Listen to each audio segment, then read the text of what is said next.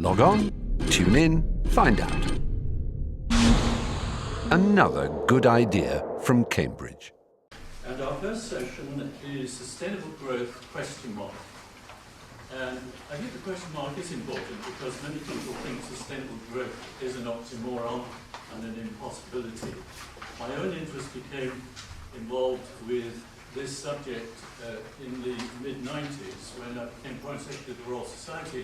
And the Royal Society at that time was about to publish a statement called Towards Sustainable Growth, Towards Sustainable Consumption. And it's very interesting because the document which we were able to arrest at the last moment made no reference at all to the impact of consumption on the environment. And we were able to incorporate into that document a very strong environmental component. The Royal Society, of course, has continued that work, which has been a very important contribution to the debate. During the last 15 years or so, I think it's also been noticeable that if you go back 15 years, there are hardly any websites devoted to sustainable consumption and production, SCP, almost a foreign title. But these days you find increasing numbers of websites devoted to a discussion process with many people in different parts of the world. And I've personally been particularly encouraged to see the growth in the USA of an interest in sustainable consumption reduction.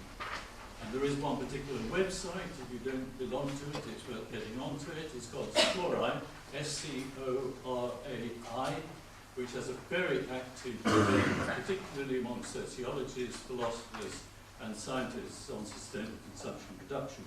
And that is one of the themes that we're going to start with this afternoon. And it's a great pleasure to welcome Professor Paul Ekins, who's Professor of Energy and Environmental Policy at UCL, as you can see on your sheet in the pack.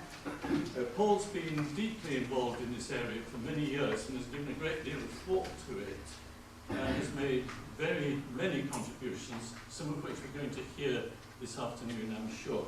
And so, Paul, may I welcome you to the podium? Please would you welcome Paul Ekins.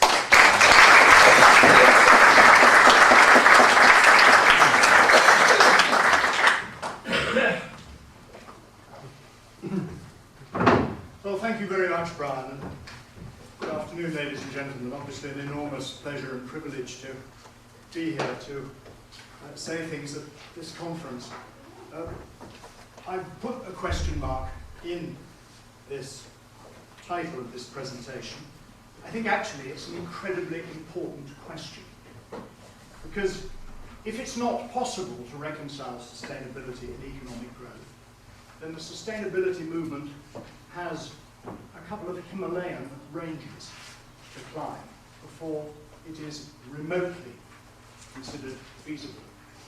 There isn't a country in the world, especially at these dysfunctional economic times, that is not wholly committed to reigniting economic growth. As I'm sure you will have noticed, any time you listen to the Today programme or any other current affair programme which is talking about the global economy, it's all about economic growth. And of course, that doesn't mean they're right. It does mean that if they are wrong, then we have an enormous distance to travel. Those of us who actually think the most important thing to try to achieve is sustainability. So I've run ahead of myself a bit, my story. This is what I'm going to talk about. What exactly do we mean by growth? What is it that is or may be growing? Where does one particular form of growth, economic growth, come from? Can it be environmentally sustainable in theory, and can it be environmentally sustainable in practice? And obviously, as an academic, I'm interested in the evidence of that. Is economic growth desirable? And I will have to skip over a lot of the evidence in order to keep within my allotted time, but I want plenty of time for that question, because that seems to me to link very directly with the subject of this conference. And then, in the light of the evidence and the discussion, why do people resist policies for environmental sustainability? You heard Professor White right at the beginning giving some insights into just how deep that resistance is. So to start with the first question, there are three kinds of growth on that slide. They are related to each other, but they are quite distinct. And in my experience, the treatment of them in the literature tends to be very confused. And I will give an example of that as we go through. So we have physical growth, which is growth in the amount of matter and energy that is mobilized by the economy or human activities generally. And clearly in a finite system, that mobilization is limited. That's not the kind of growth most economists are interested in, or when they're talking about what might happen to the global economy. What they're interested in is economic growth, measured by GDP, which is the growth broadly in money flows, and it's calculated by adding together consumption expenditures, and investment expenditures, and government expenditure, and net exports. So there's a very clear methodology for calculating that kind of growth. And because money has no material foundation itself, it's actually, these days, almost entirely electronic, there is no theoretical limit on this kind of growth. And one of the major confusions in the work of someone I admire enormously, Herman Daly, for example, is that he flips between these two kinds of growth, giving arguments relating to the one and then drawing conclusions relating to the other. And that I find obviously a little problematic. Then of course there's the thing that, especially in a spiritual-based conference like this, we are interested in the much deeper subject of human welfare. Economists like to assume that there is some relationship between economic growth and human welfare, and I'll treat that briefly later on in this talk. But whatever, we can agree that human welfare is an extremely complicated business. One of my favourite economists, Prof. came up with that list of contributors to human welfare at the bottom bullet point there, many other factors apart from income, if income is a contributor to human welfare. And I've got some of those there. Huting was not a particularly religious person. He didn't put religious factors in his little list. He was interested in economic welfare. He defined economic welfare very broadly. But those of you who know the work of, say, Professor Richard Layard on happiness and welfare will know that in surveys of people's welfare, their spiritual condition is nearly always towards the top of the list of contribution to human welfare. So I'd like it if we could, now and in the subsequent discussion, when people say growth, to make it quite clear what kind of growth they're talking about, because otherwise we will get confused. Well, where does economic growth come from? And that's the growth of money. And there's been quite a lot of literature on that, and it actually comes from applied knowledge and innovation. Sometimes that applied knowledge and innovation manages to turn non-resources into resources. And of course, an enormous contributor to economic growth was the discovery that fossil fuels were resources. Fossil fuels, of course, existed long before people knew they were resources, but round about the time of the Industrial Revolution, they discovered that they could use fossil fuels on a large scale as resources, and the rest, of course, is history. The challenge in climate change, of course, is to find ways of turning renewable energy into an effective resource for human activity. There's plenty of it, and any number of calculations that show that the daily radiation from the sun is many, many times that which humanity could ever aspire to use for its own purposes. But at the moment, we don't know how to capture it adequately. Similarly, there's no shortage of materials.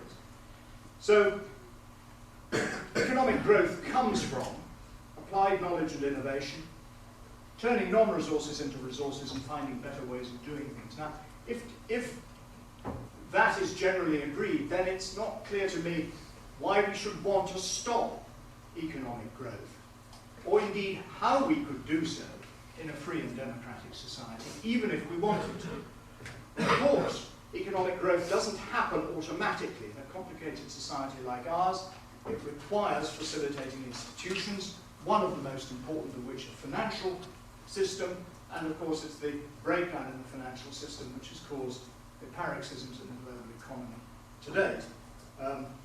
So we can certainly stop it through catastrophic malfunction, but were the economy not to be in catastrophic malfunction, it's not at all clear to me that we would be able to do so.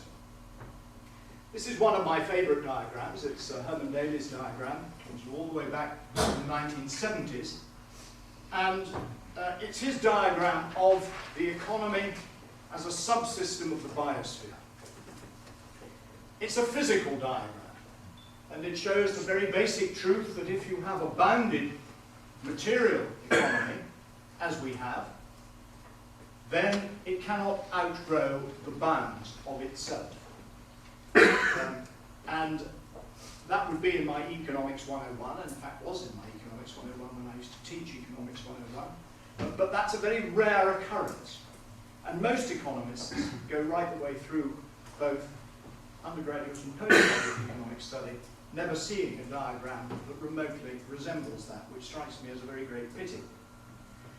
And it's perfectly clear to me that although in this diagram the physical size of the system cannot exceed the physical size of the economic system cannot exceed the physical size of the biosphere, and indeed the biosphere would cease to function properly well before it got to that size. That does not mean that the amount of money in the economy necessarily cannot continue to grow. And it's Daly's fundamental, I think, error, if I may be so bold as to say, such a great thinker has made an error to fail the distinction between those two. So the key question for me is, can the amount of money in an economy continue growing without the amount of matter and energy and environmental impact also doing so? And as I say, I think that the theoretical answer to that is yes, and the means whereby I come to that conclusion is through the concept of decoupling. I've got some definitions of decoupling up there, and cutting through all the stuff about ratios, what it basically means is that decoupling is a process whereby as the amount of money in the economy grows, we get economic growth, the environmental impact and resource use in that economy declines. And we'll have a look at some evidence about that phenomenon in a minute. But if economic growth comes from innovation, then the important thing is that the direction of the innovation is guided such that this absolute decoupling comes about. And there is some evidence on decoupling. You can see that there's GDP there in the left-hand column between 1990 and 95. You can see that all those countries listed experienced economic growth over that period. 1990 equals 100, so they're all above 100. And a range of air emissions. This is just air emissions. Clearly there are land emissions and sea emissions as well that we would have to take into account, and occupation of land and biodiversity in any overall assessment of environmental sustainability. But just looking at these air emissions for a moment, you can see that in very many cases these air emissions were reduced even as the economy grew. And in some cases they were very, very dramatically reduced. So if we look at Germany, for example, GDP grew by 23%, but sulfur dioxide emissions fell by 90%. And so did particulate emissions fall by 90%. And you can read the rest of that table. Of course, in the shaded boxes, you can see where absolute decoupling did not take place. Where these air emissions grew, normally they grew less fast than GDP, in other words, there was relative decoupling, but nevertheless they grew, because they're more than 100, which is where they started. And when you look at the CO2 column on the right, you can see just how difficult it is to reduce CO2, because of course most of it comes from combustion of fossil fuels, which lies at the foundation of our economy. Which is why I think climate change and CO2 emissions are kind of the paradigmatic environmental impact. Those of us who think that absolute decoupling might be possible in theory, we have an obligation to show that it is possible in practice for that particular environmental impact. Well, in practice, obviously, we've left CO2 jolly late. I was reminded that Sir Crispin Tickell wrote a paper on the coming threat of climate change back in 1977. Mrs. Thatcher made her speech on the subject of the Royal Society in 1988. We had the Framework Convention in 1992, and we've actually done very little globally to reduce CO2 emissions since then. So those people like Tim Jackson, who kind of despair with regard to what still needs to be done to avoid anthropogenic climate change, have a point. But they have a point because we've simply not tried seriously to address this issue to date. At some point, of course, it will become too late. At some point, we will have entered runaway climate change, and it will be quite clear that any amount of absolute decoupling isn't going to go where we need to go. It's conceivable we're already past that point, but that's a counsel of despair, and I would rather hope that we are not. So, that's the practical issue. Obviously, whether addressing climate change with the robustness that it requires is compatible with economic growth will depend on the costs that are involved. One of the fundamental economic insights is that if a course of activity has too many costs, then that will, at the macro level, result in slower growth. It might not stop it entirely. So I've spent much of the last 4 or 5 years of my academic life trying to look at the evidence as to how big the costs of addressing climate change might be. And as with everything else, economists tend not to agree with each other on this subject. You have optimist economists, of whom I suppose I'm broadly one, who say that actually when we look at what needs to be done and how it could be done, the costs may not be terribly great. And I give some of the reasons for that on that slide. But then you have the pessimists, of whom there are quite a lot of economists, many of them on the other side of the Atlantic, quite influential with the White House, who say, no, addressing climate change is going to be terribly expensive and will have significant negative effects on economic growth.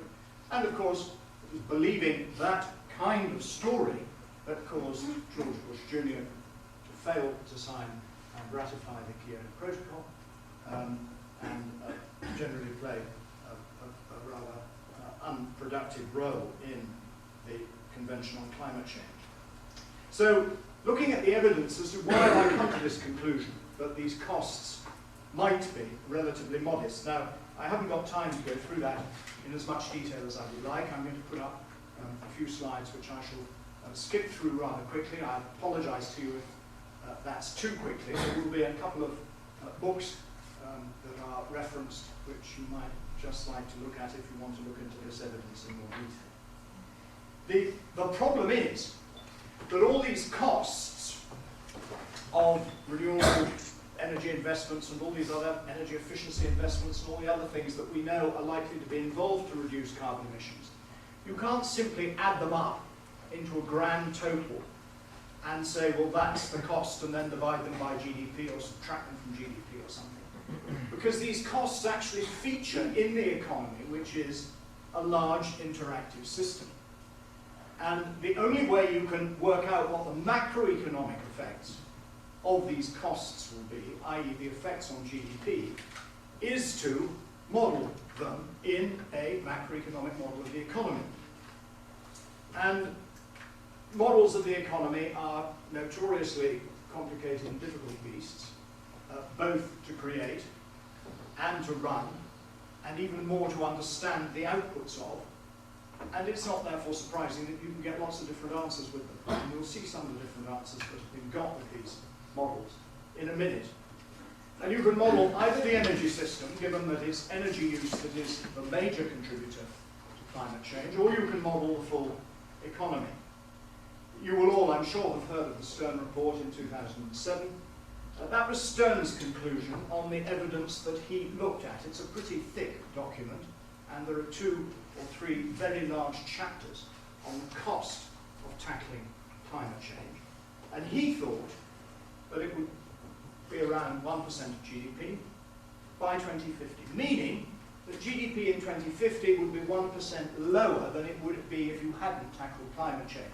And as he was thinking that GDP would be growing at about 2% per year, what it would mean is that halfway through 2051, you would reach the same level of GDP as you would otherwise have reached at the end of 2050.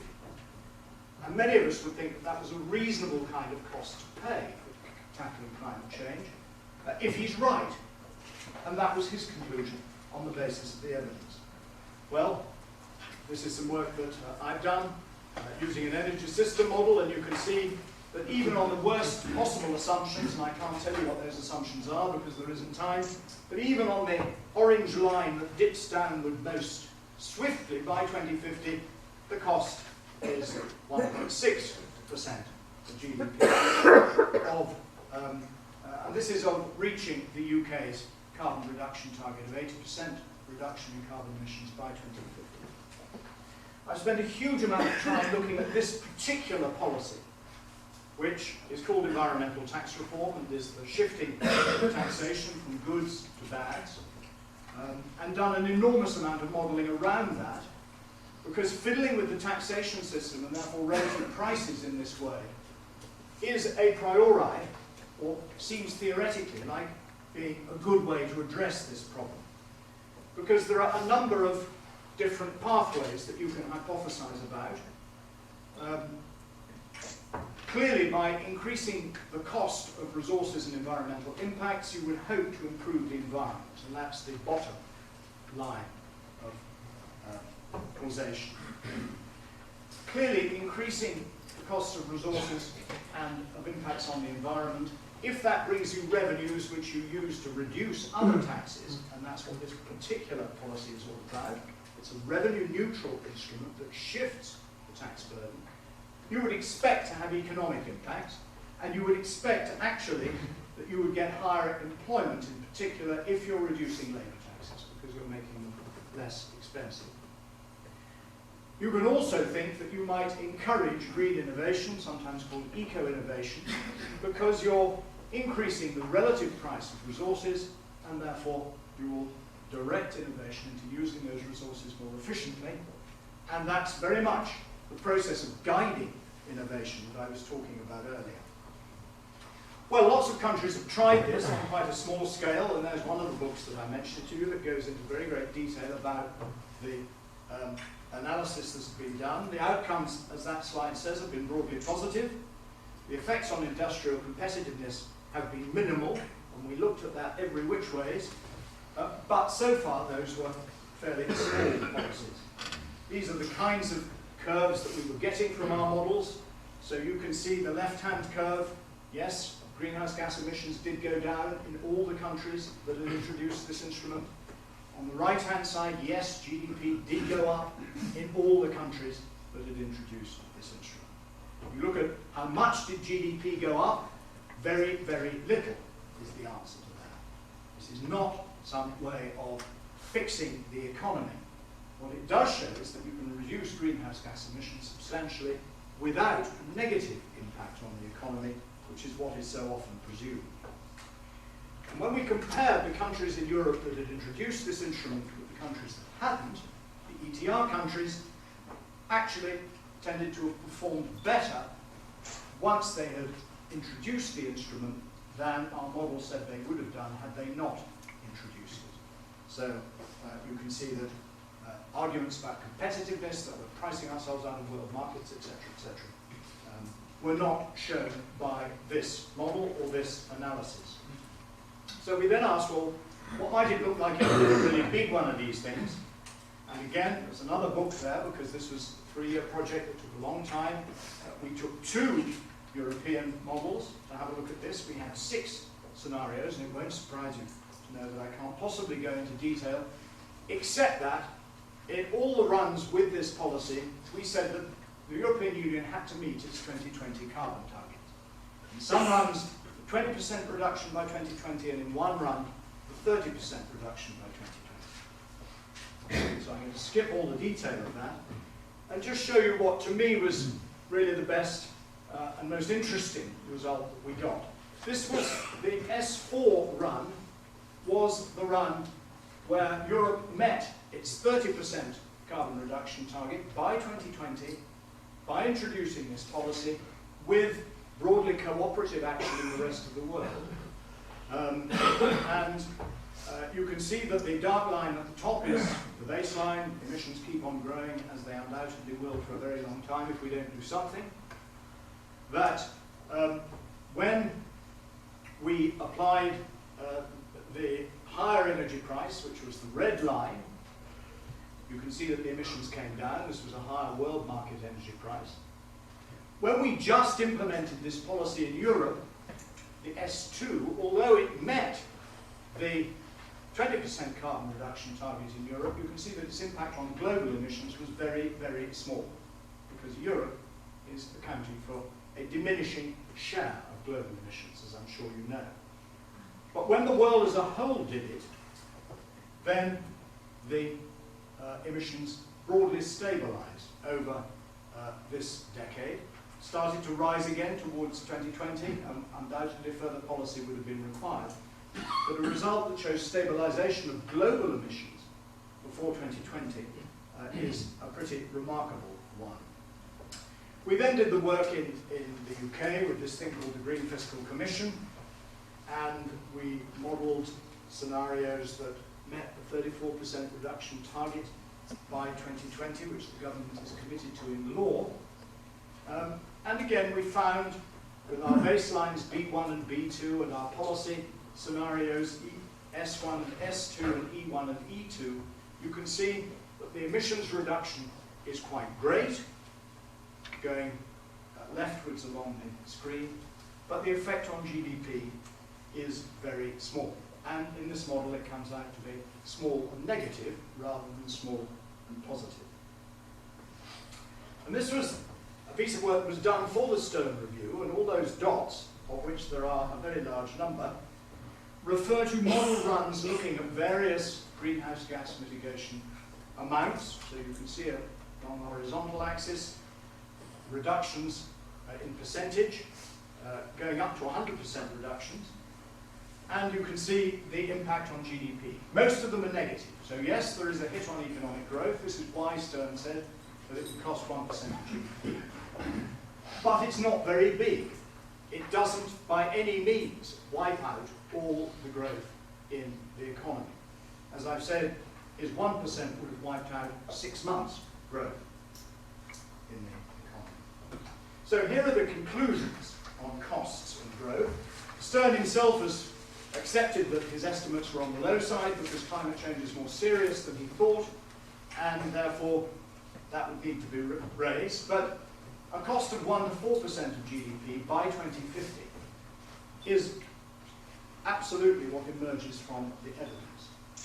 And as I say, if the global economy were to recover its growth and be growing at 2% per annum, then it's a sacrifice of 2 years' worth of economic growth.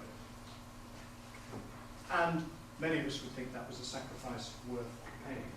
So I've not been able to find the evidence that strong action to mitigate climate change will have much higher costs, and there's none that it would halt growth completely.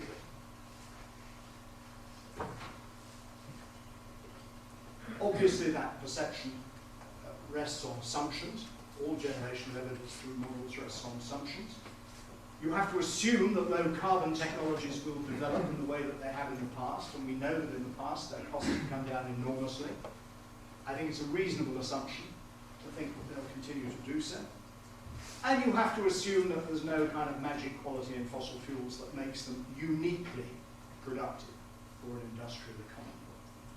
Not everyone is prepared to go along with that assumption. A very good book by Bob Ayres, the name of which I now can't remember, but it's certainly got energy and growth in the title, which makes the point that actually fossil fuels is what made the industrial society possible, and we will not be able to sustain it without it.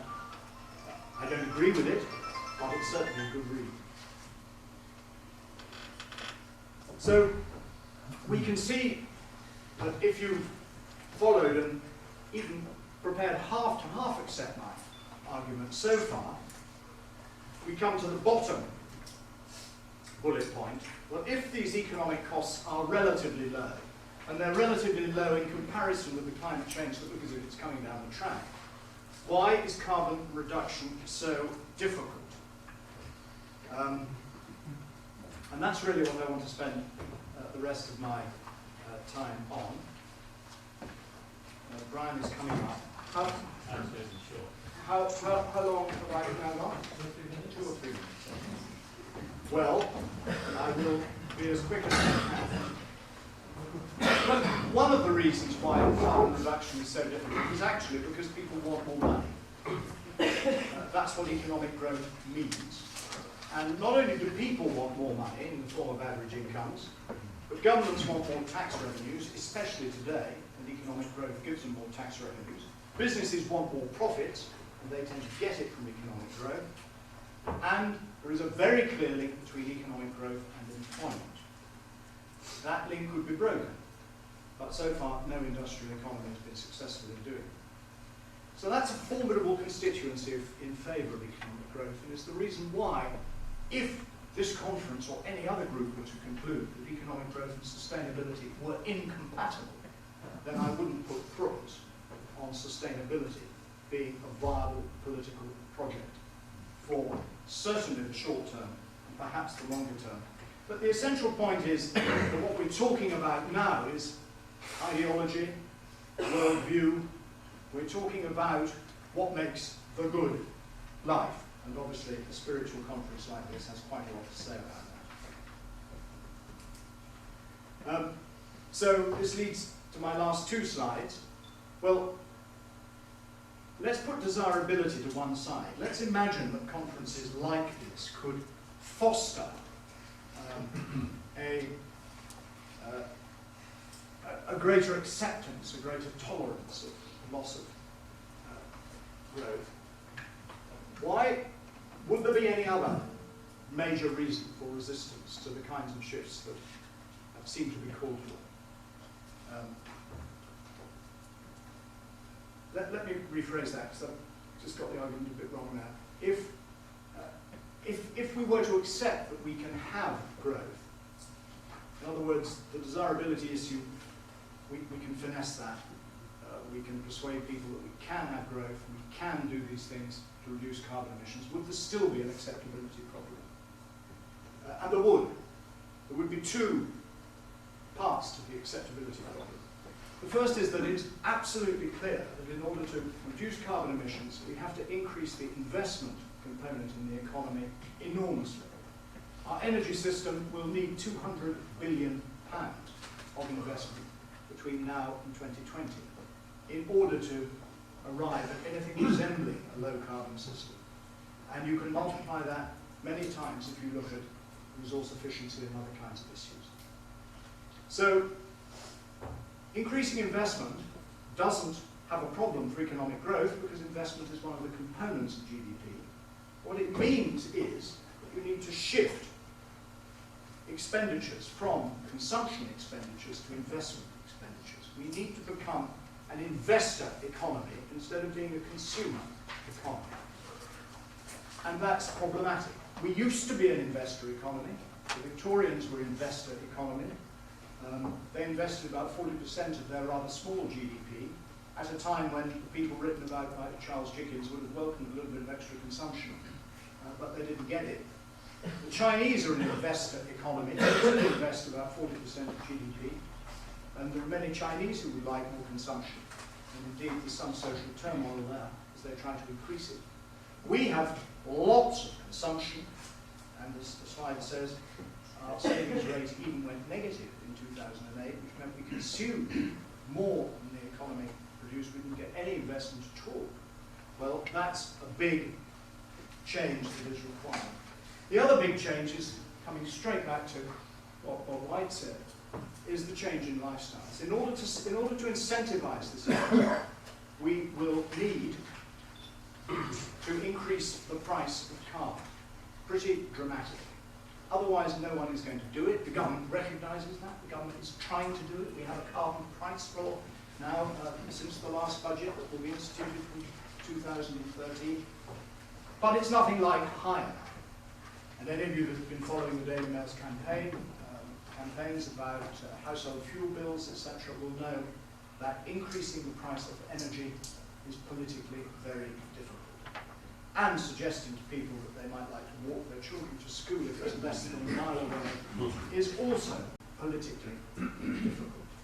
So it seems to me that that is one of the fundamental issues that needs to be addressed if we're actually to make a difference here. It's very interesting. Bob White talked about the Dunblane moment. One of my colleagues at University College London is Professor Chris Rapley, who's a former director of the Science Museum. He was director of the Science Museum up until the end of last year. And he doesn't talk about the Dunblane moment, interestingly. It's a very similar idea. He talks about the Millie Dowler moment. But we all knew what was going on broadly between politicians and News International. We all knew that Murdoch, popped in and out of Downing Street and told our elected representatives what to do. We kind of knew that, and we sort of didn't do much about it, nor did it matter, and all that kind of stuff. And then Millie Dowler happened, and suddenly there was this great wake-up. But this was completely unacceptable behaviour. And what Chris Rapley is hoping for at some point is a Millie Dowler moment in respect of climate change. Some wide recognition that this phenomenon coming down the track, which we can still do lots about, is completely unacceptable. It's not what human beings do to their environment. So I very much hope that this conference will be able to make progress on hastening us to our climate Millie Dowler moment. Thank you very much.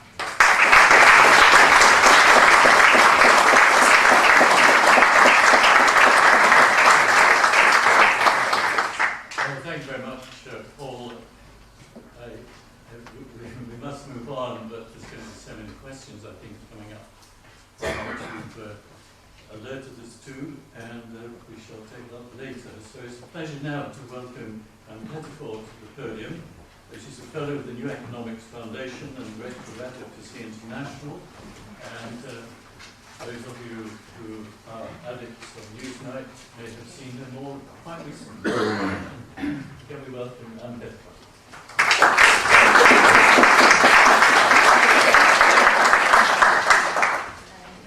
Thank you very much. Thank you very much. It is a great honour to be here. To be on the same platform as Paul Ekins, who is one of the co-founders of the New Economics Foundation. So I feel very proud to be here. I'm a little sad today, and I want to tell you why. And that's because my dear friend, Wangari Maathai, died last night. And I want to talk about her because she was a campaigner.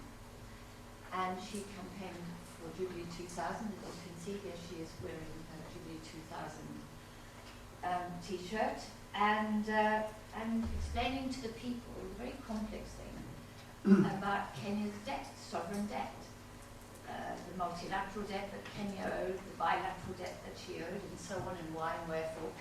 She spent a great deal of time going around the churches of Kenya, explaining the sovereign debt crisis that Kenya was living through at that time to ordinary parishioners. And with her, and as Bob said at the beginning, because of the global connections between people of faith, between us we managed to get $100 billion of debt written off. And I therefore offer you this in memory of Wangari, but also for us to take forward her spirit and her ability to achieve change and transformation, because what we did at Jubilee 2000 was tremendous change. So I want to start, and Paul has sort of taken some of the points that I wanted to raise with you today. So you might find some of these ideas mixed up here. But my theme today is going to be on the nature of debt, and in particular the rate of interest. And what I want to say to you today is that I believe that people of faith have an enormously important role to play in transforming our economy away from fossil fuels and towards a more sustainable level. But I don't think that it needs to be done. I don't think the most important thing is for us to do it by way of individual actions for lowering interest. For me, it's much more important that the Church should act upon the basic laws of our faith that are contained for Christians, at least, in both the Old and the New Testaments, and ensure that these laws are upheld by our society and implemented. And I'm speaking here about the laws relating to debt and to usury. Usury is a word that I think we've forgotten the meaning of. It's not used in daily parlance. Very few people use it. I think young people would have some difficulty in understanding what it is. But we are living through the most usurious age in our history. And I want to argue today that the Church's silence on that has been complicit in the growth of usury. And I have a particular beef with John Calvin, which I know many people don't agree with me about, but his revision, his view on Psalm 15, 500 years ago in Geneva, was a transformative moment, not just for capitalism, but also for Christianity.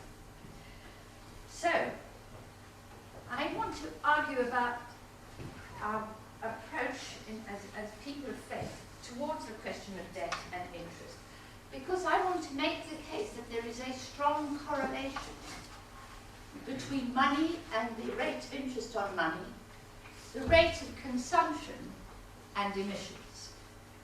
There is a direct line between all three. And when Paul says that we want more and more money, and that more and more money drives more and more consumption, one of the reasons that we want more money is because of what the rate of interest is doing in driving demand for money in our economy.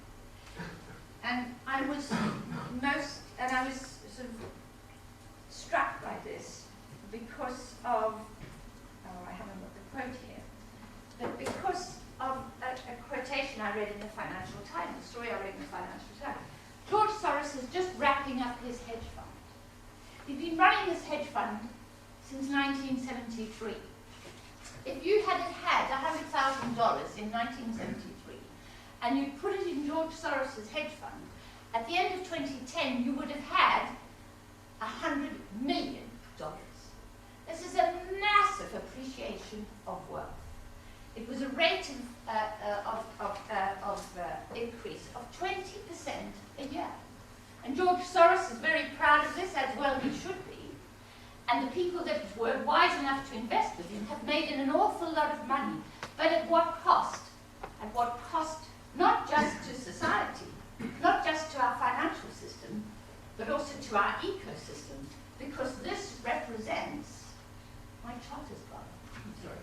Because this represents the extraction of assets from the earth to repay the speculation, the 20% of returns that George Soros made every year for his investors. And of course he made that largely through speculation. I don't know what happened to my chart, it's disappeared. But never mind, it shows I'm not very good at these things.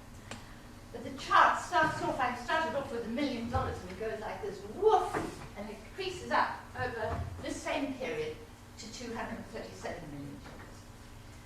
But the simple fact is this, that if you have rates of return of 20% every year, anyone who's not engaged in speculative activity that makes 20% a year, anyone who, for example, grows tomatoes or hamburgers or Nike shoes, has to return a rate of return of 20% to compete with those who want to invest their money in George Soros's hedge fund.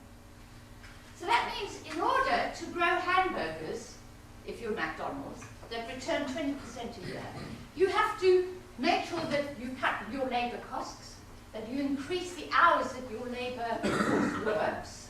They've got to work now not just 8 hours a day, but even longer, to extract the maximum out of your labour force. You have to do something about the amount of beef that you extract every year from the economy. You've got to grow more corn, and you've got to grow it more cheaply. It's because speculation is returning 20%, and the people on your board, if you're McDonald's, are expecting that they should are asking whether they should put their money here or whether they should put it there.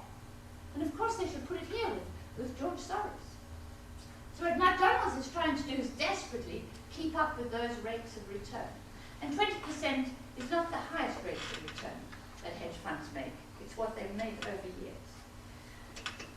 So I want to argue, and I'm embarrassed by this chart, so let me take it away, that what we have, as Margaret Kennedy has shown, are different types of growth, and that the most natural rate of growth is this growth here, A, but that linear growth is B, and exponential growth is C. And interest and compound interest rises exponentially if debts are unpaid. The thing about Kenya was that Daniel Arap Moi, who was the president when Wangari was working there, was corrupt, of course, and defaulted on his loans. And the creditors did very little about it, but they kept those loans on the books, and they compounded the interest on those loans. To earn the foreign currency to repay their debts, Kenya had to tear up more forests, had to grow more corn, had to grow more exports, or green beans, or carnations, to earn more hard currency to repay those debts. But it's very hard to compete with those rates of growth, those exponential rates of growth, if you're dealing with the natural world. So I want to contend that there's a direct link between the deregulation of the finance sector, of credit creation and of interest rate setting by the private banking system, a link between that, between the very grave, and I can't stress how grave it is, financial crisis that we now face, perhaps the gravest in our history, increases in consumption and fossil fuel emissions, and the overexploitation of the ecosystem. And I want to argue that the church has failed to condemn the use of interest and money, not just as infrastructural power, if you like, but as despotic power, to protect society from the exploitation of usuries, and therefore to protect the ecosystem from exploitation implicit in a system of easy but dear credit. I will argue that John Calvin's commentary on Psalm 15:5 in 1557 marked a fateful turning point because it altered the church's attitude to money and interest. Strikingly, Islam did never have the 1557 moment. Islam still feels very strongly about usury, and it's still a very important stricture for Muslims, even though Islamic banking might try to get round the strictures within Muslim law. Nevertheless, Islamic society still understands that money and interest is harmful and should be condemned. So the church has failed to condemn, in my view, strongly enough, money's despotic power, a power now threatening the world with prolonged depression, the historically unprecedented growth of usury over the last 4 decades, and with it the unsustainable exploitation of the earth.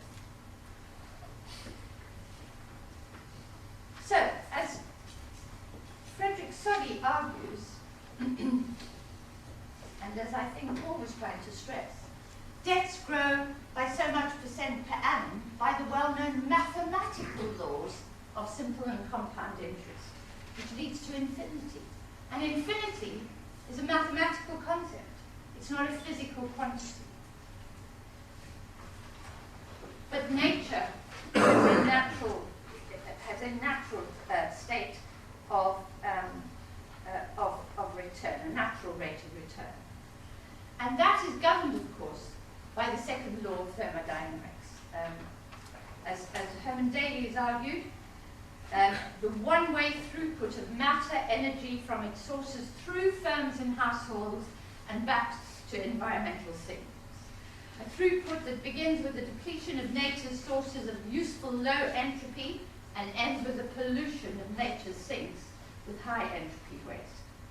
So as we are reminded daily, and particularly today, the second law of thermodynamics tells us that death and depreciation cannot be eliminated. So, the rate of interest is a signifier, for me, of the delusional nature of economics and of the financial system. The expectation that rates of return in financial products must rise exponentially and must rise remorselessly, contrasted with the ability of the earth to regenerate its natural assets or natural capital. So I want to show that there is something of a futility about our economic system based on usury and on the delusion of unlimited growth. And I want to propose an alternative to that economic system. Before I do, can I just address this point that Paul has raised about growth? I want us as environmentalists to stop using the word. This is a word that is used by capitalists and by economists who suffer from the delusion that growth is something unlimited, that it can go on forever. And they've embodied this word in economics and in our language and in our discourse, and we find ourselves fighting against it. Let's just not use it at all. Let's not have it as part of our discourse. Because while we may not have growth, and we must not have growth in the future, we must always have economic activity. The question that we must face as environmentalists is, what form should that economic activity take?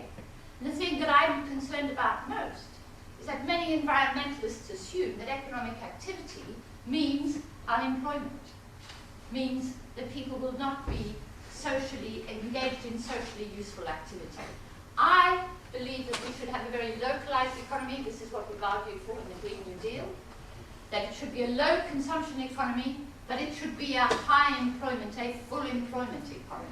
Because there is so much that needs to be done, that is undone, that our current financial system will not pay for, will not finance. There is caring to be done.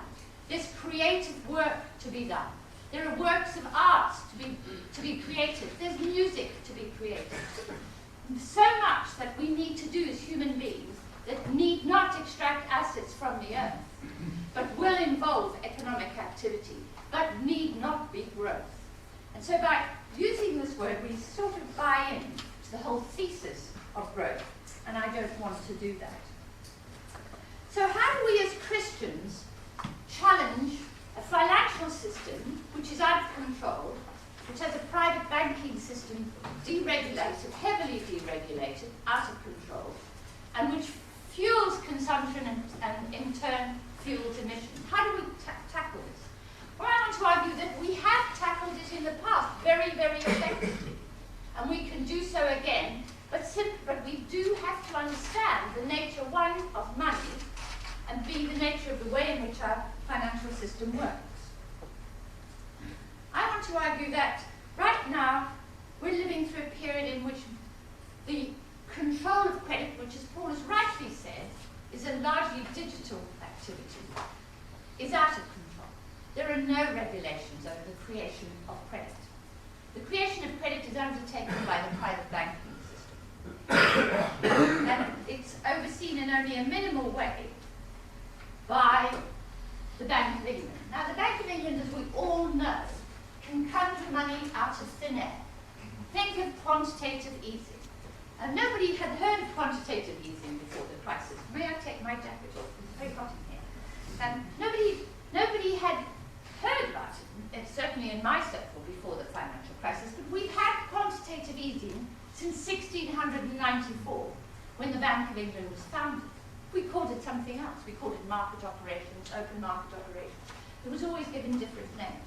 But fundamentally what it is, and it's a wonderful thing, the power of the Bank of England to create credit through lending into the economy, which then creates money. And that credit does a wonderful thing. It enables economic activity to take place. Economic activity that might not have taken place without that credit. So it is a very good thing. And I want to just explain how it's done. And I know that many people don't believe me, so I want to quote Ben Bernanke, who is the governor of the Federal Reserve of the United States, the most powerful central bank in the world. He was interviewed the day after he bailed out AIG, which had an account with the Federal Reserve, but it was actually an insurance company it never should have. And he was interviewed by a journalist on the first time he's ever given a television interview. And the journalist said to him, "Where did you get the money from to bail out the AIG? Was it tax money?" And he says, no, it's not tax money, he says. The banks have accounts with the Fed, much the same way that you have an account with a commercial bank.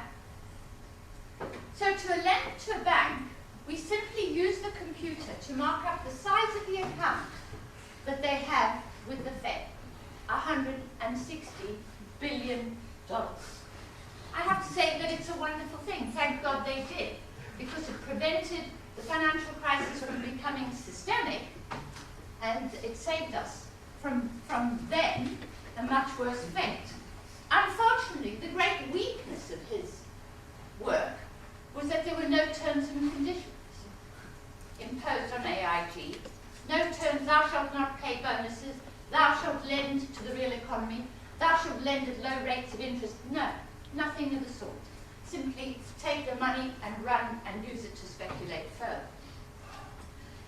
So this is really important for us to understand. I want you to understand that when you apply to the bank for a loan of £300,000 to pay for a mortgage, to pay for a new home, the money is not in the bank.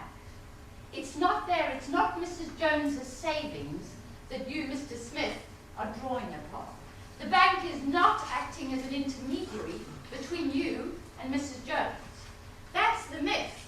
That's what the banks would like you to think they're doing. But they do nothing of the sort, and they haven't done so since 1694. The money for a loan of £300,000 is not in the bank until you apply for that loan. And when you apply, the bank asks you to provide A, collateral, your property, B, a contract which you will sign saying, I shall pay this loan back at this rate of interest, and I promise. Remember, credo means I believe. I believe that my loan will be repaid. So, that's how money is created. And it's a great thing. It's a civilizational advance. I've worked in economies that don't have banking systems. Nigeria is one such economy where people don't believe in their banking system. People walk around with plastic carrier bags of Nigerian naira. And I remember counting up hundreds of thousands of them once to pay a hotel bill. They don't have a sound banking system. That means they don't have the kind of economic activity that we've been privileged to have. For them, innovation is almost unaffordable. So a sound banking system is a great public good. It's like clean air and clean water. It's a great thing to have. And when I think about the past, see, most of orthodox economists promote the idea that we can't invest in transforming our economy away from fossil fuels unless we have savings in the bank. And that we have to cut our spendings, tighten our belts to accumulate savings. Well, that was the case before 1694, but it has not been the case since 1694. There is no shortage of finance for the transformation of our economy away from fossil fuels. No shortage of finance. And if you don't believe me, ask how this finance was found to bail out the banking system. Right. So the idea that we need to have savings is a deeply flawed analysis of the economy, and it's one that Keynes, for example, and Schumpeter, and the Florentine bankers, and the Dutch bankers did not share. But it's absolutely fundamental to orthodox economics. Now, why is that important?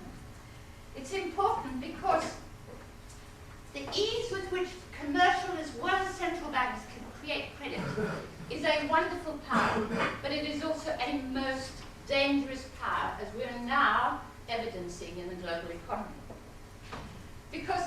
do not control that and regulate that power, this is what we get. A nation, Britain, whose private debts, not the public debt, whose private debts are 469% of GDP. In other words, our private debts, both that owned by companies and households and individuals, and financial companies, exceed almost 5 times our income. We are living well beyond our means, and this is because we haven't regulated the creation of credit. Now, unfortunately, I can't get you numbers back to 1945. Between 1945 and 1971, between 1933 in fact, when Keynes effectively took over the Treasury and the Bank of England, the regulation of the creation of credit was introduced.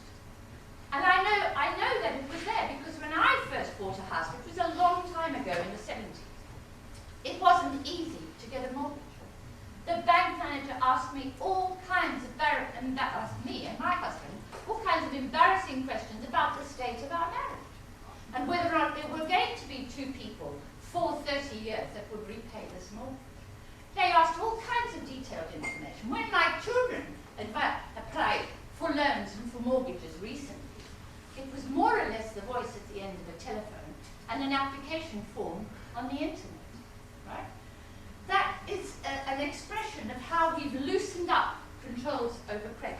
And as a result, we've built up these enormous debts. So there's two great threats to the creation of credit.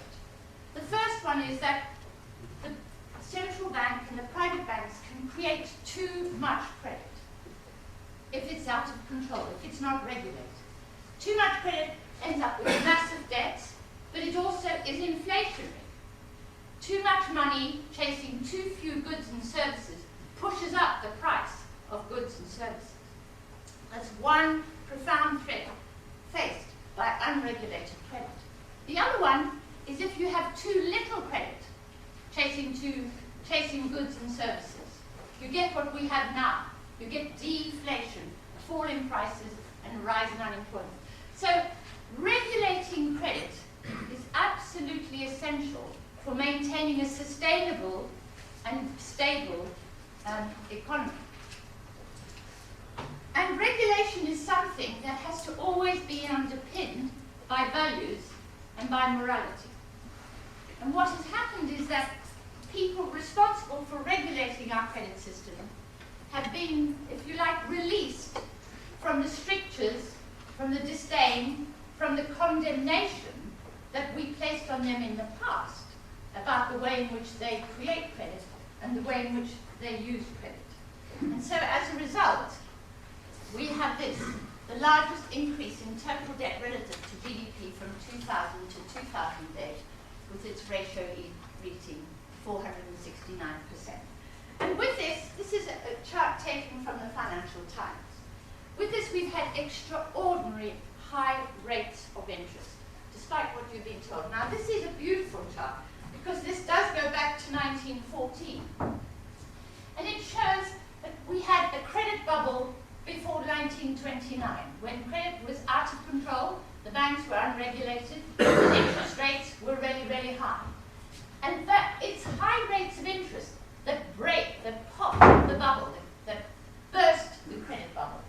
So in 1929, these rates of interest here break the credit bubble. And then there's a period between 29 and 33 when Keynes takes over the Treasury and the Bank of England, when we go through the period we've been through since 2009, when nothing is done about the privatized, deregulated financial system.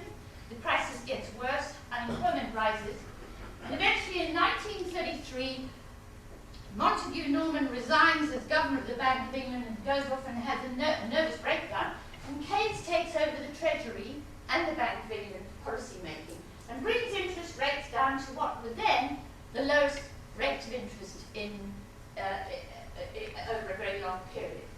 And he keeps him, or his policies result in him being kept at that rate from 1933 through to 1951, with this short glitch when I believe he went away on holiday or something.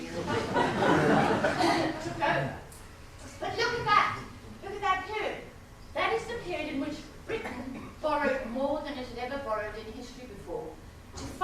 biggest challenge it had ever faced, which was the challenge of Hitler and Nazism and the invasion of this nation by Hitler. And we borrowed that money and we kept interest rates at this level. But then what we see happening post his death is the gradual deregulation of the credit creation system. And then we see a peak in 1979 with Mrs. Thatcher. Now these are not inflation proof, but even so, interest rates under Thatcher rose to extraordinary levels because by that time the credit creation system had been fully deregulated. And what Mrs. Thatcher did, I'm always struck by this chart, was that while she encouraged entrepreneurs like Freddie Laker, do you remember Freddie Laker who invented a low-cost airline which challenged the big bad guys at British Airways? She also bankrupted him because she paid more attention to the interests of her friends in the City of London than she did to those entrepreneurs engaged in real and productive economic activity. They were bankrupted through this period by very, very high rates of interest. They were extraordinary, and eventually they caused various crises, the 1989 bond market crisis, and so on. And then I want to show you what happens later. Here we come to our period. Again, this is taken from Thompson's.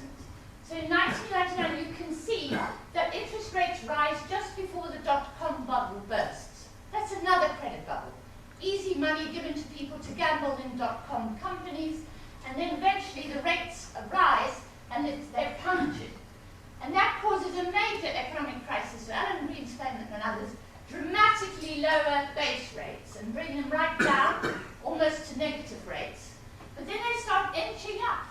See, we see from 04 to 07, which is when the crisis breaks in August 07, look what's happening to interest rates. Now, many economists will tell you that the crisis was caused by low rates of interest. It wasn't. It was caused by easy money that was also very dear. Because in real terms, these rates of interest on $100 million or whatever the sums of money are that you've invested are very, very high rates of interest. And eventually, this behaves like a dagger and bursts the bubble. Now, why is this all important? It's important because those rates of interest are not controlled, are not regulated in the way they were under Keynes's influence. And I would like to assert that it's A, because economists have lost their way, they've abandoned Keynes on the whole, monetarists took over, but I think it's also because the church and faith organizations haven't stood in condemnation of this. Because people lending money at these rates are making extraordinary returns, extraordinary and exploitative returns. 2 minutes. Right. This is the result of deregulation. We have this incredible globalization, this spread of activity which just goes faster and faster around here and is not stable. And with it, increases in consumption, and with it, and again, I don't have, unfortunately, data on this, going back to 45, and I don't want to deny that the Keynesian revolution didn't encourage consumption, but certainly what happened after the liberalization was that it rose again very much more dramatically. So I want to remind us of our faith and our Bible and what it says to us. And I want to remind us that this is a profound, profound message that we can bring to society and to the ecosystem, because we can't control the emissions unless we're doing something about the credit that is fueling the consumption for those emissions. And I want to end by this quote from William Temple. The condemnation of usury requires a limitation upon the return that may be earned on any investment.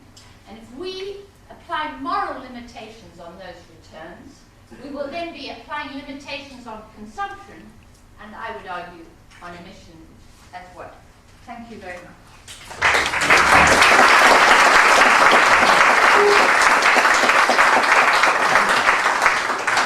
So we'll now enter into Q&A. If you'd like to stay up here, please. And I think I better sit between you two. Which means that Anne is on this side. Paul on there. And we'll now open the discussion to the floor. name and affiliation.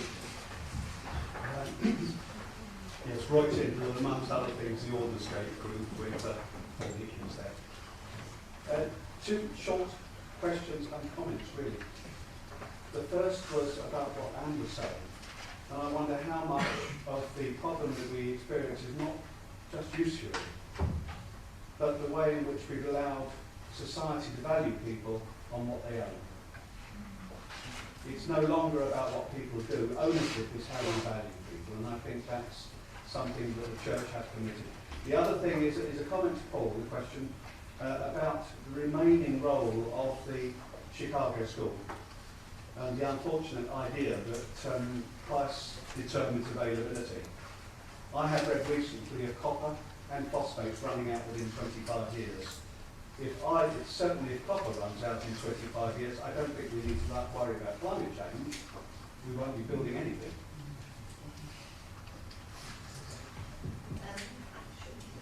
Shall we take 2 or 3 questions and then take them together? Sam? Sam Berry, UTL.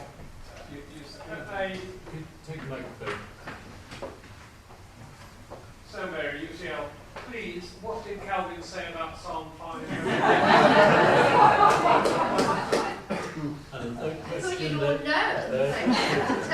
take that question there, please. This is for Paul. You spoke mostly about CO2 emissions and GDP growth. But at the beginning, Speak up. Sorry, at the beginning of your talk, you mentioned that physical growth. Physical growth in a finite system is obviously limited, but you also stated that GDP growth in the same system, there is no theoretical limit on that. And correct me if I'm wrong, but that seems to be logically equivalent to saying that you can basically have GDP growth decoupled from all physical quantities in that system. Is that what you believe?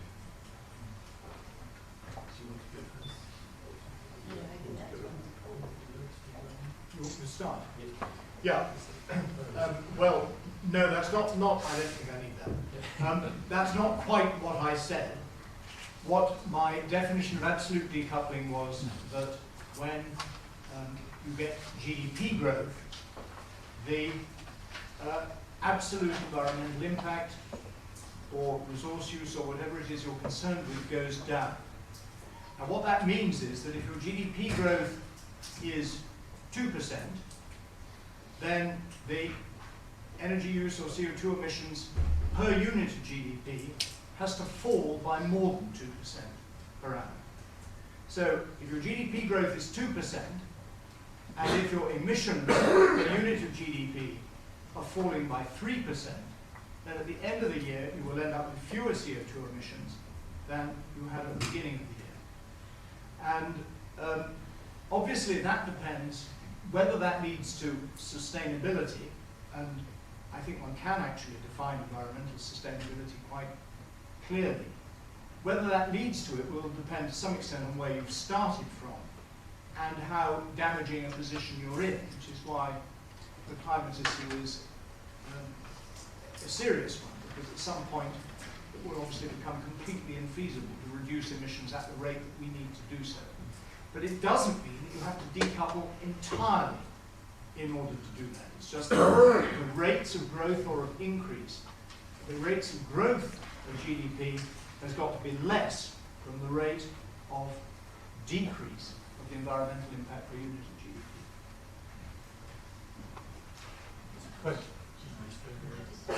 Can I just say, yes, I agree with the point about value and what people are worth and so on. But I think in a world in which money has become so important and so powerful, so overwhelmingly powerful,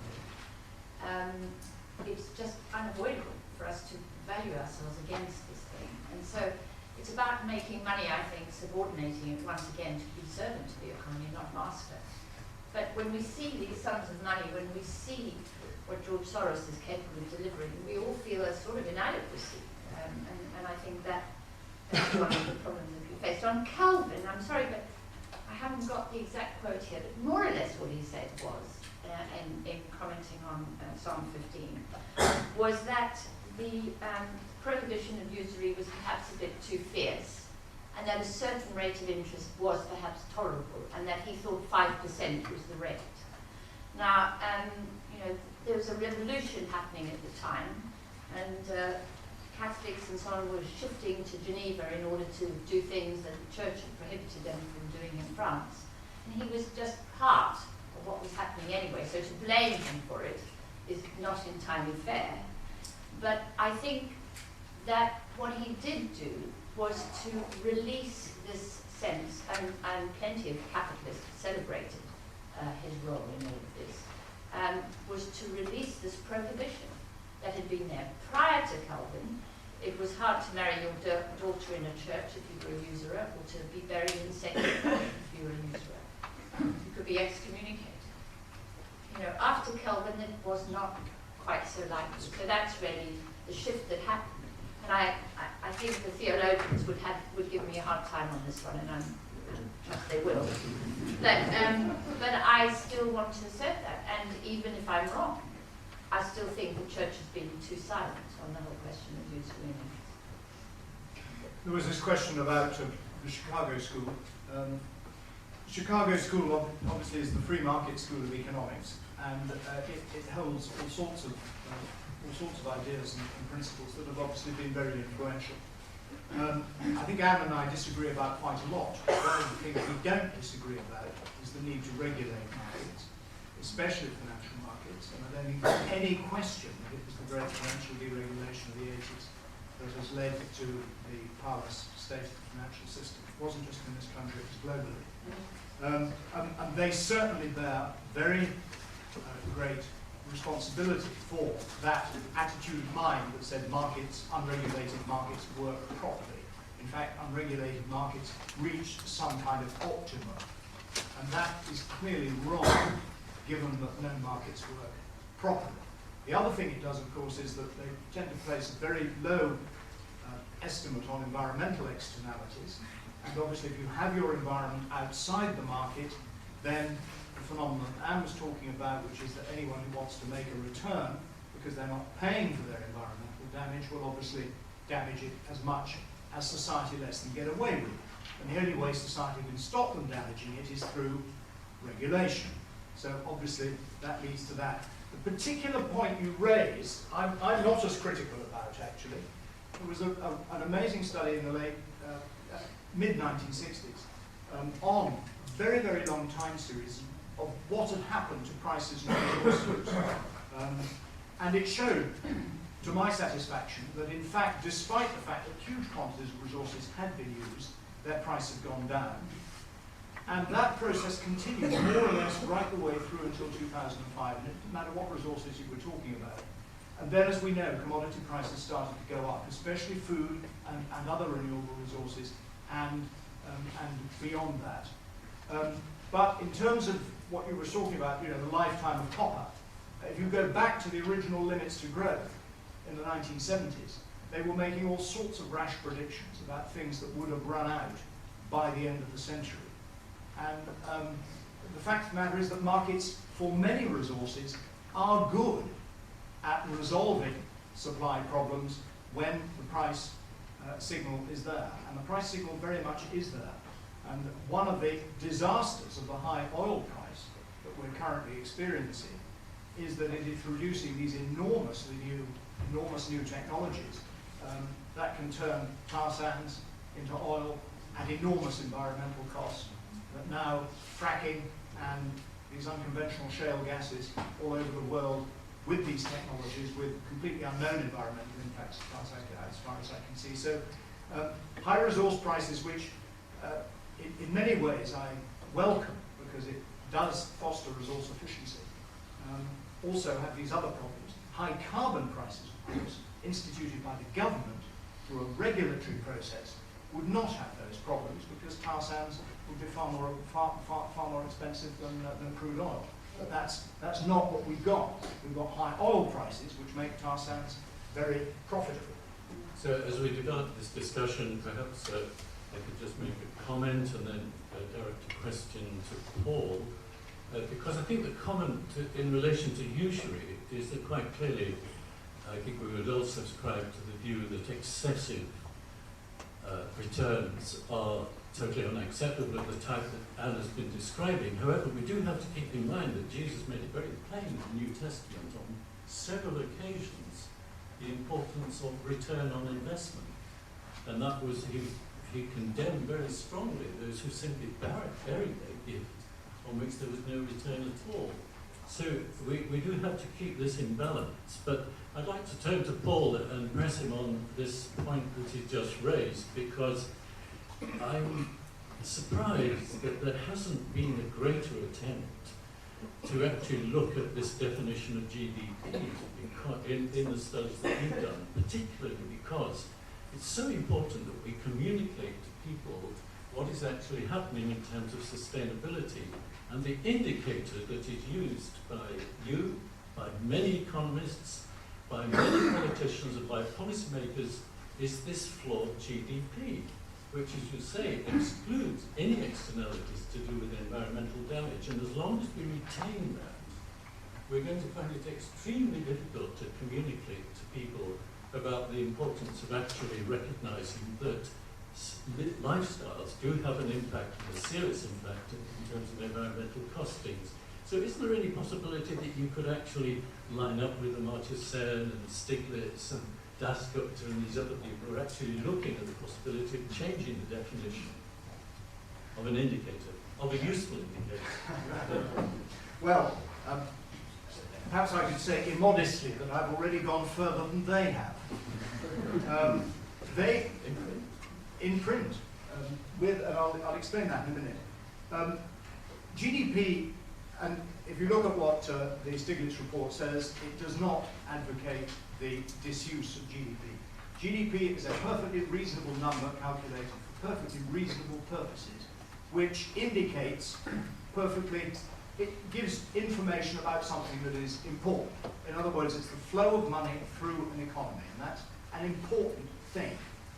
Unfortunately, people get it muddled up with welfare, which it isn't, and people don't know that many of the activities that are counted in GDP destroy the environment, and that environmental damage is nowhere accounted for in the accounting system.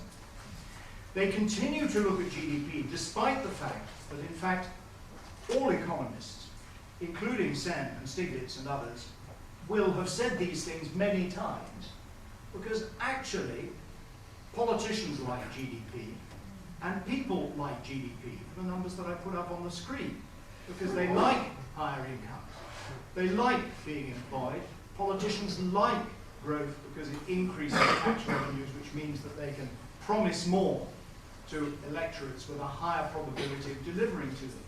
And it's that mindset that needs changing, so that the other indicators which have been developed, I mean, Anne showed the global biocapacity and ecological footprint, which I don't like because I don't think it's a scientifically robust indicator, but something like a sustainability gap, which I've published on enormously, where you say, this is how far you can go with the environment, this is where we are, there is a gap, therefore it is a prime public policy imperative to reduce that gap. And we can do that across a very wide range of environmental issues, and one has done. But people don't take any notice because actually they don't think it's important. And that's the problem. It's not that we haven't got the indicators. We could have the indicators very quickly, but when they were reported by the Office for National Statistics, the newspapers would ignore them, the politicians would ignore them. And we saw what happened with this when this country finally set up its system of environmental accounts in 1998. So it took a long time from the first people calling for this in the early 1980s to it being established in 1998. Whoever reports what happened to the environmental accounts.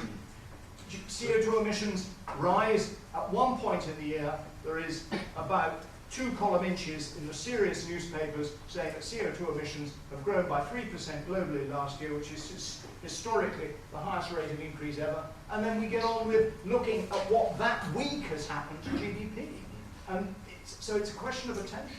So we won't go into the happiness index at this stage, but there are 3 questions here. 1, Jonathan, 2, and 3. Just a request to Anne. Oh, where's the... Oh, we've got microphone.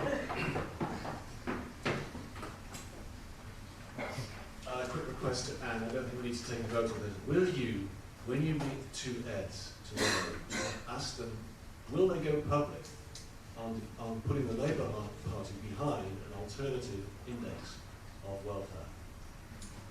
We're watching the news in the next few days. The second question here, please. And third one up at the top. Andy Ekins from Friends of the Earth. A question I think both to Anne and Paul, but picking up on something Paul said about the sheer quantity of money that's finance that's required to get the green economy going, for example, to transform our energy system. Just to check understanding, are you saying that despite that, it's primarily a political problem or a cultural problem making that kind of money available? But then secondly, as we go into another dip, potentially in the economy, do you see any upsides of that? Because we're going to see the downsides, I'm sure. Do you see any upsides, any opportunities in the state of the economy where it seems to be heading into again? And the third one is up at the top, please.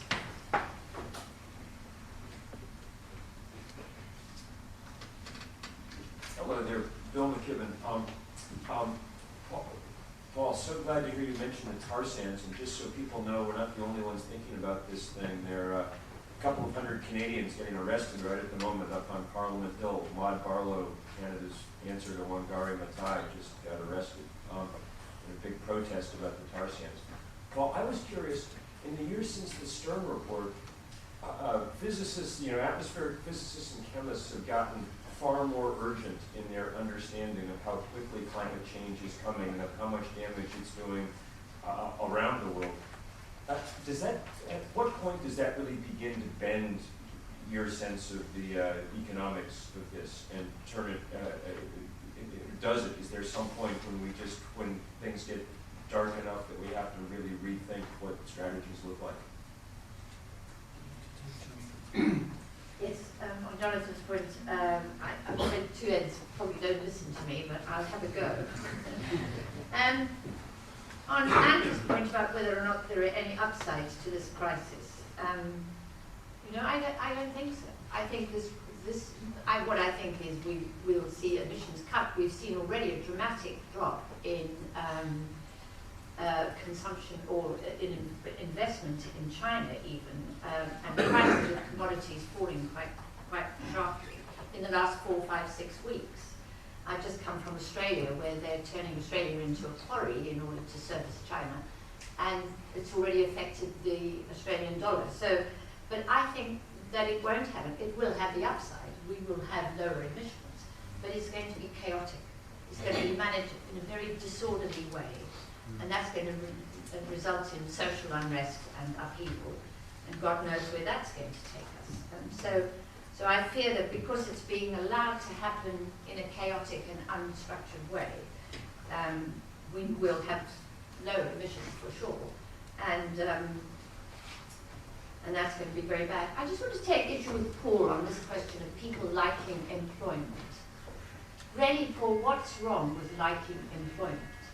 Secondly, I don't believe that people like and want more and more and more income. People want enough income to live satisfactorily, yes. But this desire for more and more income is driven by the fact that our rents are rising, that our debts are rising, that we are heavily indebted, that the cost of these debts are rising. We have to raise more income to keep up with our out-of-control financial system. So it's not a matter of human nature. It's a matter of the framework within which we live. We lived within a framework during the war when we had nothing, and people we know were much happier and much healthier. So I don't think that people are intrinsically wicked, evil, greedy, and wanting more money. I think that they have to have more money to survive in our financial system, and we can't condemn them for that. We have to do something about the financial system. But I really want to ask Paul why he says, what is wrong with liking employment? Why can't we have economic activity, full employment, but not use that as a way of exponentially exploiting the earth? And I just think this is a really deep issue it's one of the reasons why people don't trust Greens. because this is what we're offering. Chaotic, destruction of economic activity and unemployment. Well, lots of questions there.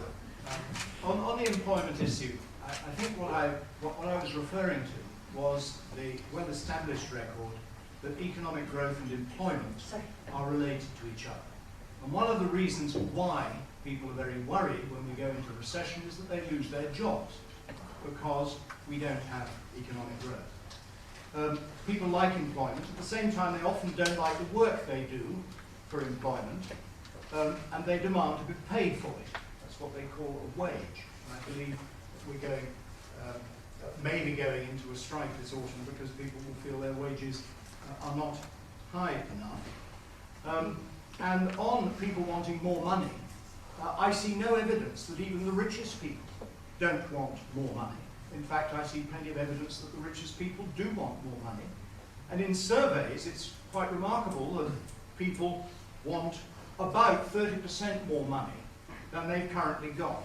So they're reasonably realistic about the kinds of amounts of money that they can aspire to. Many people are rash enough to aspire to be George Soros from where they're starting in a very normal income, but they reckon that they'd like about 30% more than they have. And this issue of being in a financial system that causes debt, I think we have to distinguish between producer debt and consumer debt. The two categories are quite clear. People who borrow money in order to produce things which will earn a rate of return and will allow them to pay that money back with interest.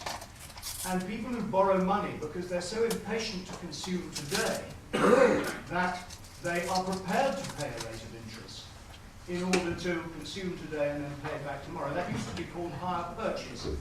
And there used to be a very strong social presumption against consumption debt.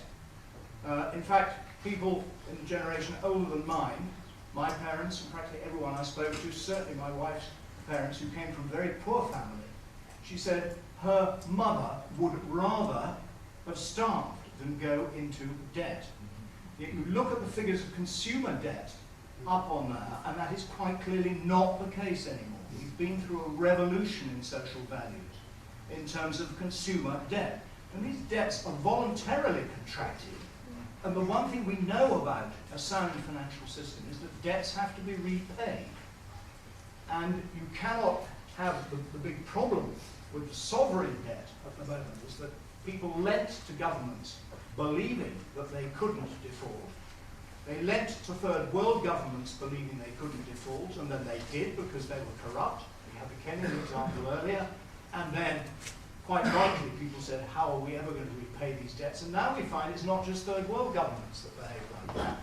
But in fact, there's all sorts of governments I have to who challenge borrow this. debt. Yeah, I know it. But you asked me questions. I wasn't going to get over that. You asked me questions, I'm now answering them.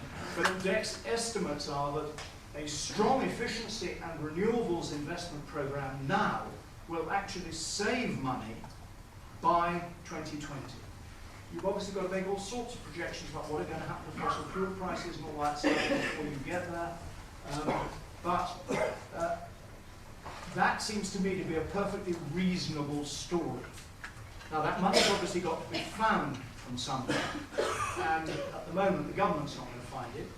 The real tragedy was we spent such a small proportion of our fiscal stimulus on that kind of investment. And it will be found, if it's found at all, unfortunately, from people's energy bills. Many people can afford their energy bills. They can afford to pay another 20-30% on their energy bills by 2020. Many people, unfortunately, cannot. It's a minority who cannot, but the majority who can will probably be the ones who shout the loudest, as in the Daily Mail headlines. But the minority who cannot definitely require social policy. And just to talk about the Bill's point, yeah, I mean, I know, I'm a great admirer of your 350.org, and I'm sure that 350 is much safer than 450, and certainly 550, which is what Nick Stern's report was based on, is nowhere near enough. And obviously, at some point, the speed of the necessary transition is such that the economy can't do it in anything resembling anything except a wartime scenario. We okay. Anne's complaining that I didn't let her speak long enough, but I didn't stop her. No, I'm complaining because Paul took up more than his allocated share. And now he's taking up more of his share now, and I'm asserting my rights here. I'm asserting the chairman's rights. There is no allocation to the Greens. No, I'm talking about the original, the first They're contribution. exactly the same length. Can I? Actually. Oh, I do beg your pardon. Right, I won't complain any further. But can I just go back to this point that Paul is making, which is that his wife's mother lived in a framework, in a world in which the financial framework was set, the debt was a bad thing, and that banks were prohibited from creating credit and lending at high rates of interest. That was the world she grew up in, the late 30s. That was the world that my parents grew up in and my grandparents grew up in. My children grow up in a very, very different world. My children are not more reckless and greedy than his mother-in-law, right? I just want to be very clear about that. My children have grown up within a financial framework which has thrown money at them. Greece wasn't just encouraged to borrow from private bankers. The Eurozone system is based on a system which doesn't have a Federal Reserve or a Bank of England. The ECB cannot lend money to the banks of Europe. They have to borrow from private banks. That is the law, that is the constitutional basis of the ECB and of that monetary system. Goldman Sachs helped Greece's politicians to lie about the state of her balance sheet, to lure her into the Eurozone, where private banks could lend to Greece. And the reason they wanted to lend to Greece is that Greece was always risky. Always risky. Why? Because Greece is the poorest country in the Eurozone. But a poor country that is risky can be charged very high rates of interest. And for a banker, that's the key determinant. So to talk about Greece as the bad guy, which certainly she has been, and to not talk about the framework and the banks that were conditioned to lend to Greece at very high rates of it, is to really misunderstand the framework. If we change the framework, we will get a different outcome and people will behave differently. But if we blame people for being greedy and we call the Greeks reckless and not repaying their debts, and we ignore what the private banking system has done in constructing the Eurozone, we really are going to miss the boat. Do we have one last question? Yes, let's take one at the front here, since so many questions from people to ask. Thank you. Very random, Carbon Compensations Project. I'd just like to put in two words. One is anxiety, and the other is equality, which I think neither of you perhaps have really addressed. Both the anxiety that the current economic system produces in people and the lack of equality in it. I'd just like to hear something from both of you about those issues. Yes, I think that one of the reasons why people are feeling, well, people are not getting involved in campaigning on this issue and being altruistic, if you like, is because of their deep insecurity. They suffer financial insecurity, they're heavily indebted, they suffer energy insecurity, prices of energy have gone up, and they're now threatened also by food insecurity.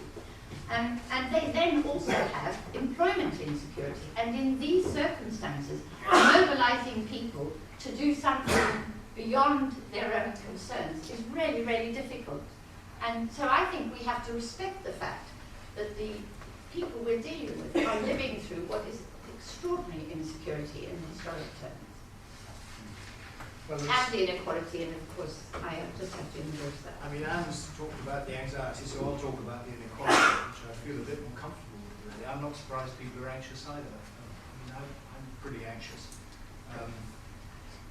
But people seem to get less anxious when things turn up in a remarkably quick sort of way. But the inequality is a deep-seated and utterly pernicious trend in the world. And nobody seems to know what to do about it politically. I mean, mean, I remember in the late 1970s with the Branch Report, very, very strong arguments about the perniciousness of international inequality, the inequality between nations. And the perception was then very much, and there was even a fancy economic theory called the Kuznets curve.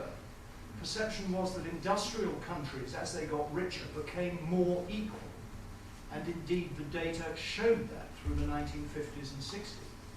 But since the Branch Report in the 1970s, not only has international inequality widened, as you know, but inequality within countries has widened, even those countries which before seemed to have put quite a great store on equality. There are exceptions.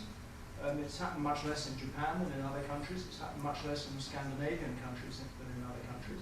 And of course, part of the reason for that, these frameworks that Anne is talking about, these strong social value frameworks that have kept that in place. But it is a struggle, because the global market, back to the Chicago School again, loves inequality. The global market says, to him who hath shall be given, and to him who hath not shall be taken away even that which he hath. That is the tendency within the global market.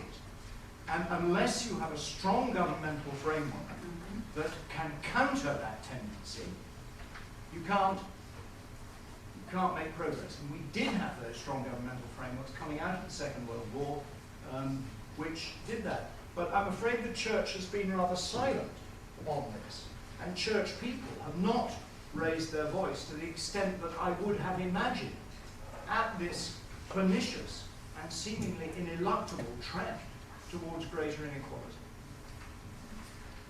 I'm sure you want me to, we'll have to conclude there, but I'm sure you'd like me to thank our two opening speakers for really splendid